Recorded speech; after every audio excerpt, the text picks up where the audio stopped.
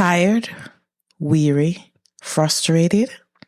What would you be doing if you weren't raising children alone? What's stopping you from living your best life now? On SoloMoms Talk, I discuss with solo mothers the challenges you face raising children alone. So if you're a working solo mom dealing with independent children, insensitive bosses, weight and health issues, or even debt collectors, join us as we discover your path to get and stay healthy, increase your income, and live with joy and purpose. In this battle of life,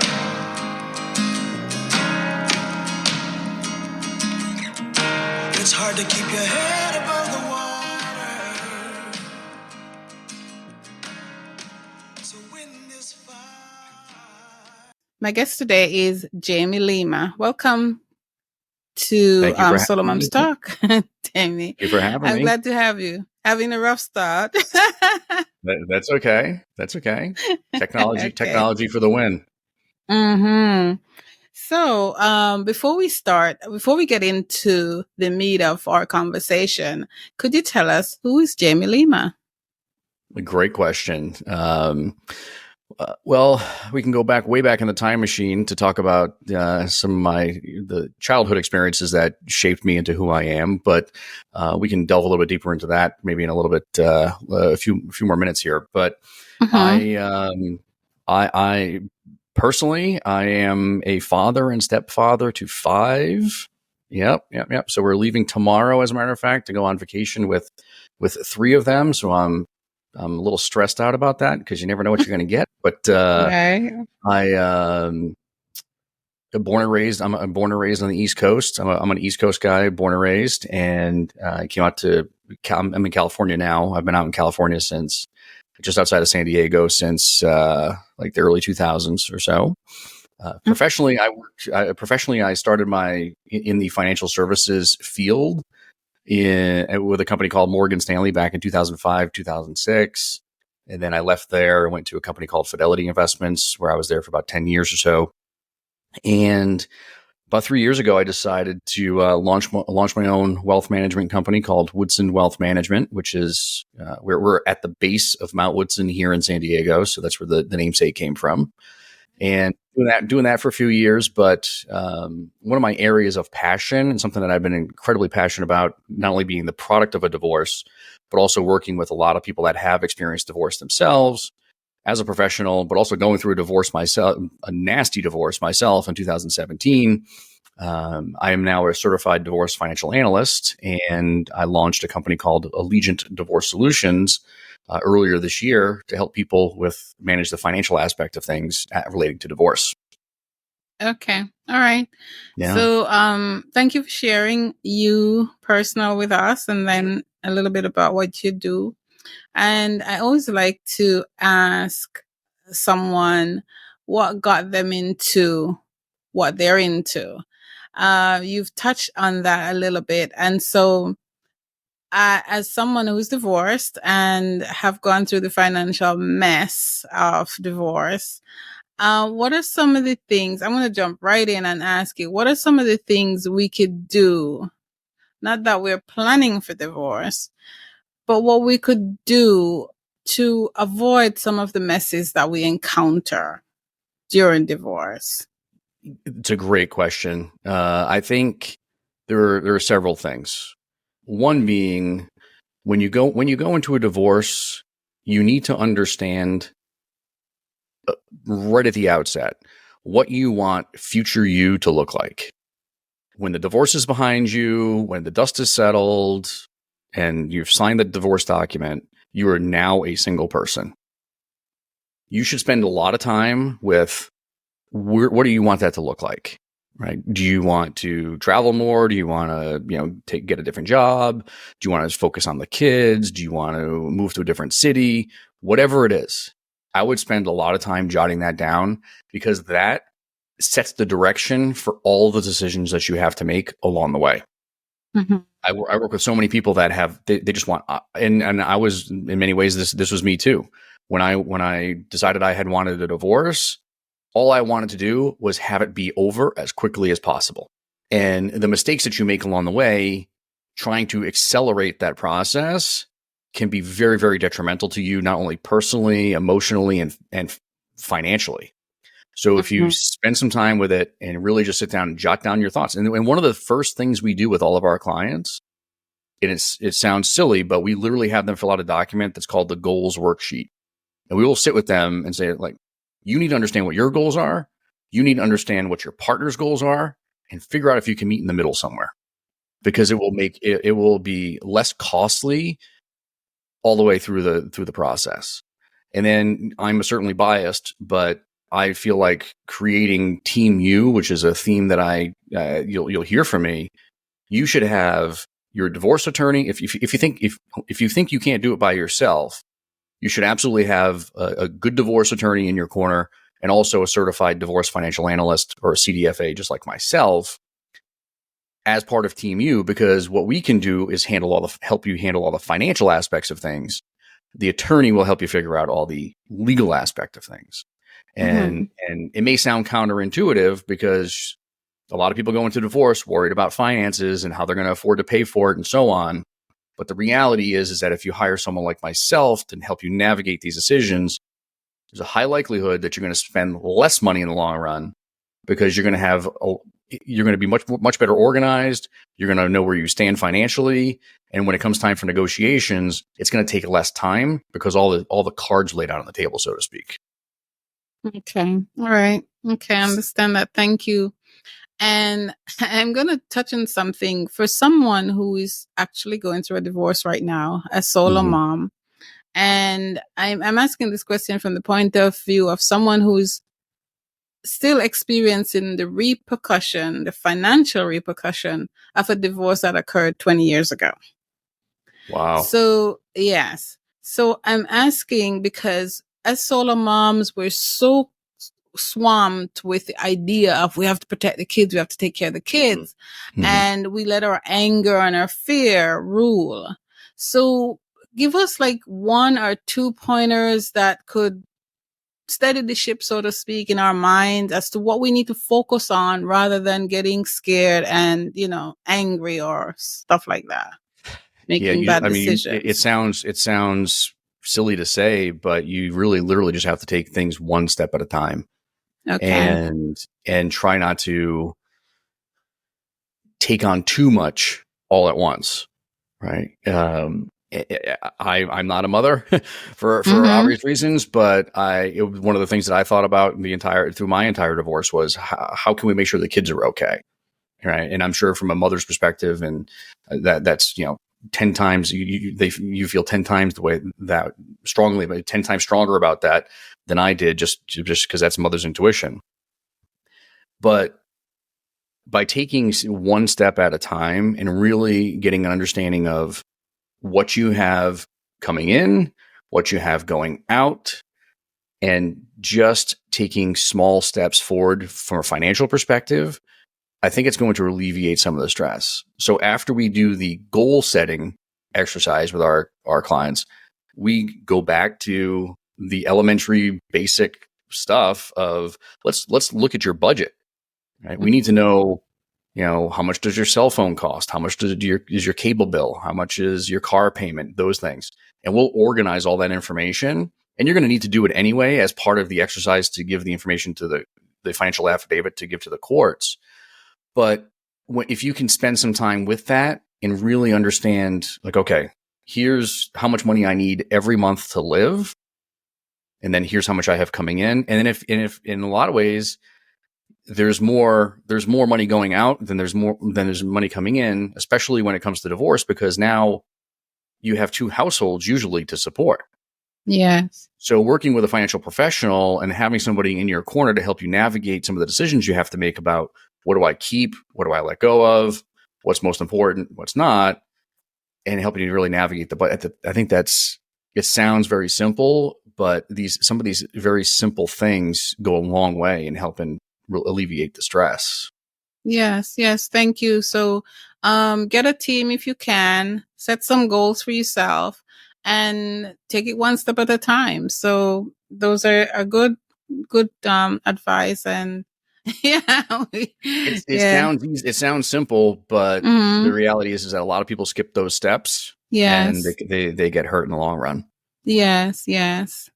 Okay, thank you. So, if someone is a solo mom, and I want to go further than the divorce planning, because a lot of our audience already divorced. They've already been through that, done that.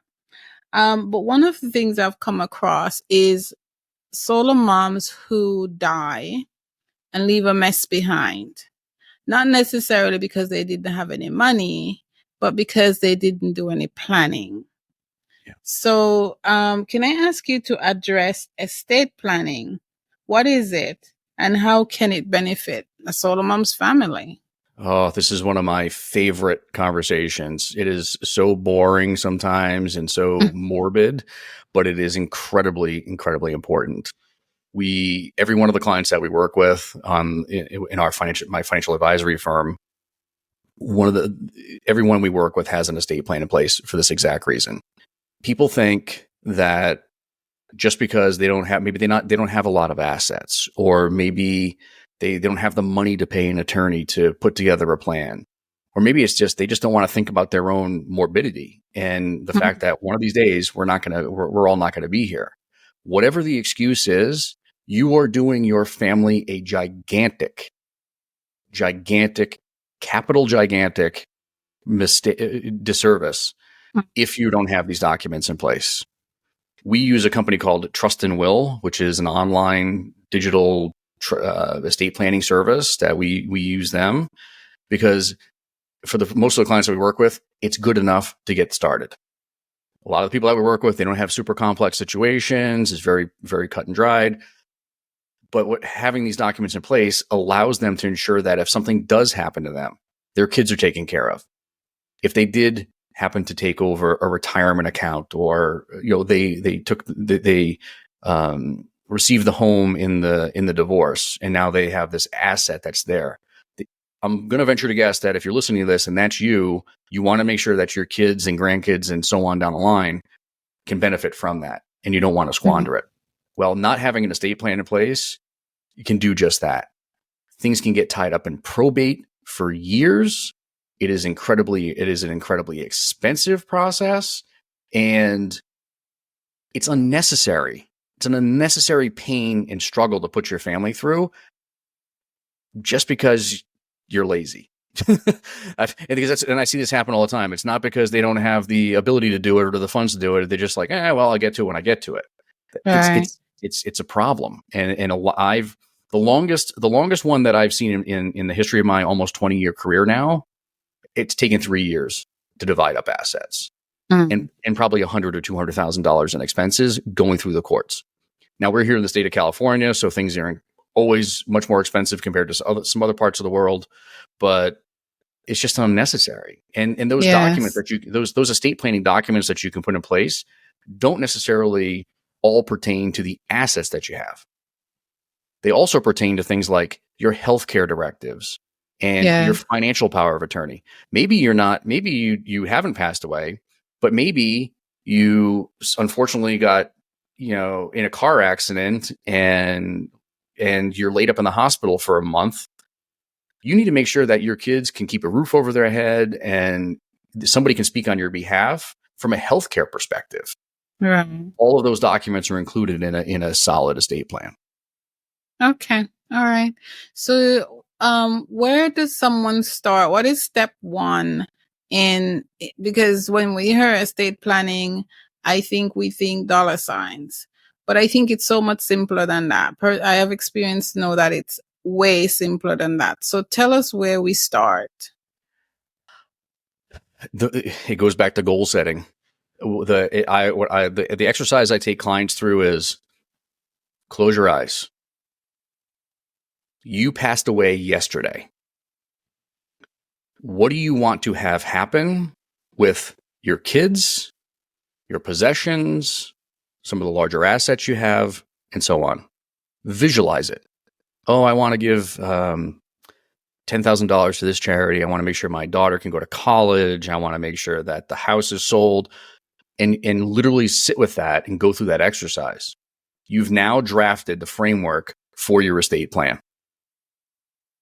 Then you can take that information and go to an attorney or use a company like Trust and Will. Or, I mean, even this is not legal advice by any stretch of imagination, but I personally use LegalZoom because I put my plan in place before Trust and Will even existed. So you can go to any of these online places to get their, as long as they're vetted and they're LegalZoom and Trust and Will, companies like that, you can use them in all 50 states. They're all vetted by attorneys. Some of the documents are actually proofread by attorneys to ensure that they're dialed in. So I would sit with that and then reach out to an attorney or use one of these online tools that are available to you. And you mentioned it about the cost. The digital versions are about 1/6 of the cost of going to an actual attorney. So for a lot of the clients that we talk to, we can put a plan in place for under $1,000. Now, if you have a super complex situation where maybe there are multiple properties or there's a business involved, or things you want certain things to happen to, maybe you don't want to have your kids get all of your money at the age of 25. Maybe you want to spread that out over 10 years, whatever it is. You probably want to talk to an attorney about that because they can get a little more granular with the goals that you have and also help you execute on that. If it's just very, very simple, I see nothing wrong with the tools that are available to people out there. Okay. So thank you. And thank you for sharing your expertise with us. It's very important to all of us. So tell us about your business, what you do for your clients, and how we can get in touch with you. Absolutely. So there's two companies. One is Woodson Wealth Management, which is my financial planning firm. We do everything from retirement planning to investment management, estate planning, insurance, taxes, you name it. We do everything there. And that website is Woodson, WOODSONWM.com, WoodsonWM.com. All my contact information is on there. You can schedule a complimentary meeting with myself or my team. We have 5 advisors on the team, all certified financial planners at this stage. So we can help anybody across the country. We're not just we're domiciled in California, but we have offices in New York, Texas. I'm here in California. We're all over the country at this stage. So no problems there. If it's related to the divorce financial planning stuff, or you're starting to think about going through the divorce or trying to navigate your own divorce, I do that work under a company called Allegiant Divorce Solutions, which in that website is allegiantds.com, allegiantds.com. And all my contact information is there. There's also some more information about where we can assist and what the process looks like that will take you through. There are a lot of free resources on the website too. So if you are going it alone, you can download some free resources that might be helpful as you're starting to think about navigating your own divorce. Okay. All right. Thank you. And we'll put those links in the show notes so people can access them as well. All right. So what is Jamie grateful for today? I am grateful for my upcoming vacation starting at noontime Pacific. So we're recording this at about 9 a.m. So I have about 3 hours left, and we're going to take my stepdaughter, who just turned 18 and graduated high school successfully, thank goodness. A friend of hers, and then her brother, who graduated a couple of years ago. We're going to go down to Mexico for a couple of days and let them go play in the water and get some sun. So it's gonna be awesome. I'm looking forward to it. That's gonna be fun. I love Mexico. I spent 6 months there, and I just love it. So nice. They'll have a ball. We'll be in Puerto Vallarta. Yeah, it's gonna be nice. Okay, cool. Great spot. All right. I'm going to ask you, as I ask all my guests, to give a solo mom one piece of advice before you go. So I'm the product of a solo mom myself. My mother basically raised me since I was like 8, and beyond. My dad was kind of like in and out. We have a great relationship now, so it's come full circle. But I think it goes back to what I said earlier. You just have to keep swimming, right? Was it Finding Nemo, or just keep swimming? You just have to keep swimming. And because the kids will be out the door before you know it, Even when you're in I mean, I've been there, right? When with 5 kids across the 2 families that we have, man, there were some days where I didn't think I was going to be able to make it through because of all the work responsibilities you have and the family responsibilities. And you're trying to find time for yourself and all these things. I get it. There's a lot of spinning plates, but you have to use your resources too. There are people out there that are willing to help. We do a ton, and I mean a ton, of pro bono financial planning work for people all year long. So if you're in the throes of it and you're like, I need help, but I just don't know how to get started. I don't know what to do next. Please, please, please do not hesitate to reach out to us because we will find a fit. We're just here to help.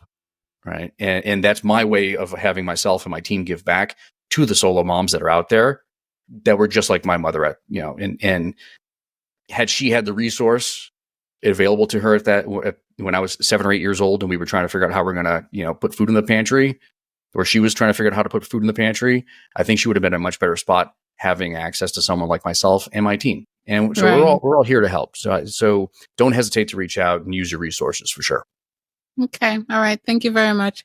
Thank you, Jamie Lima, for coming and talking to us today. I really appreciate you. I appreciate you. Thanks for having me. Yeah.